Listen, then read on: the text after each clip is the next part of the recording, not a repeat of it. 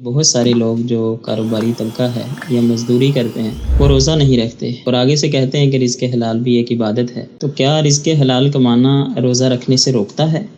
جو محنت مزدوری کرتے ہیں اور اس کو بہانہ بناتے ہیں کہ رزق حلال عبادت، بے شک عبادت ہے، مگر کب کون سی عبادت کس طرح کس وقت کرنی ہے تو علماء بتائیں گے نا بھائی۔ اگر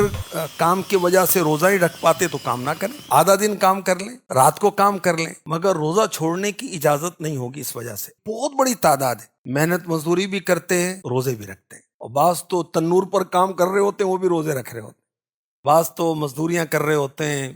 اور سخت کام کر رہے ہوتے ہیں، سڑکیں توڑ رہے ہوتے ہیں، گڑھے کھود رہے ہوتے ہیں، مگر روزہ رکھے ہوتے ہیں۔ بعض ہٹے کٹے مسٹنڈے ہوتے ہیں، بڑی آسانی کے ساتھ صحت مند، وہ گھوم پھر رہے، کھا پی رہے، سگریٹ کے کش لگا رہے۔ اللہ سے ڈرو بھائی،